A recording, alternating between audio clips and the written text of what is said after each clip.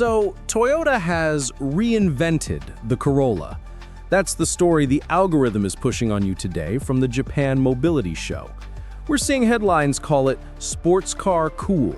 We're hearing comparisons to the Prius's grand transformation. And I'm here to ask the one question nobody else seems to be. Are you kidding me? Let's cut through the polished press release photos. This is a Toyota Corolla. For over 50 years and 50 million sales, this car's entire purpose, its core identity, has been to be an appliance. It is the quintessential first car. The car you get when you have given up. Point A to point B. Boring, beige, and forgettable. Now, Toyota puts a fancy light bar on the front, and suddenly it's a swan? Color me skeptical. What we are witnessing is not a revolution. It's a panic move. The article itself admits the Corolla is in a tough segment. Tough is putting it lightly. The sedan segment is dying. Everyone wants a crossover. Toyota knows this. That's why they slapped the name on the Corolla Cross. This concept isn't innovation. It's a desperate, flashy attempt to make you look at a sedan again. They're trying to pull a Prius. The article lays it out perfectly. The Prius was frumpy, then it became stunning and won Car of the Year.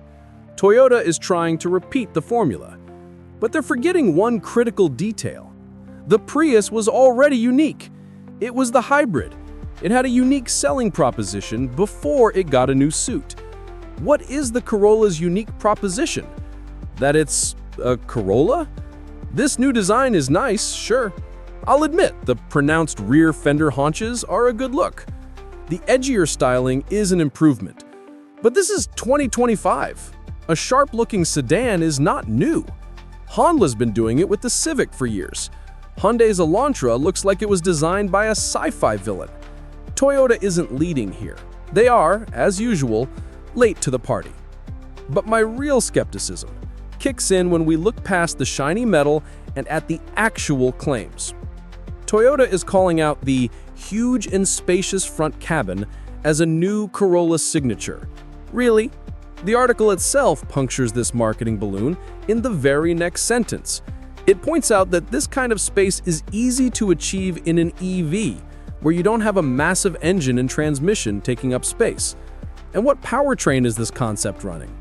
Toyota, quote-unquote, played up EV power for the presentation, a classic bait and switch, but the article confirms the concept was fitted with a version of the new 1.5-liter naturally aspirated four-cylinder hybrid.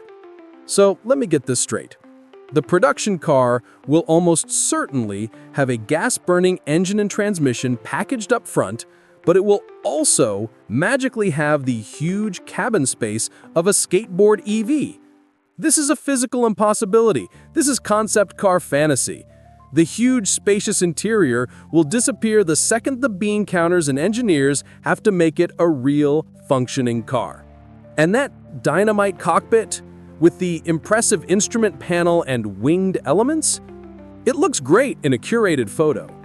But that brings us to the real, unavoidable problem: cost.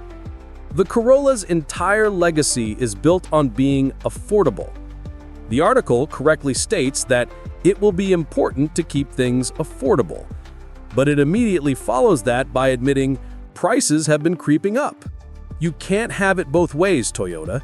You can't add a full-width Tesla-style light bar, complex body stamps for fender haunches, and a dynamite futuristic cockpit and also keep it affordable. That's not how manufacturing works. So here is the future of this cool Corolla. One of two things will happen. 1. The production model is a lie. It gets watered down. The light bar becomes a cheap chrome strip. The winged elements become blank plastic. The fender haunches are softened into a boring body line. And we're left with the same beige Corolla, just slightly less boring. Or 2. Toyota actually builds it and the price skyrockets. The Corolla, the quintessential first car, suddenly costs $35,000 to start. It stops being the affordable, reliable choice and starts trying to be a cut-price Audi.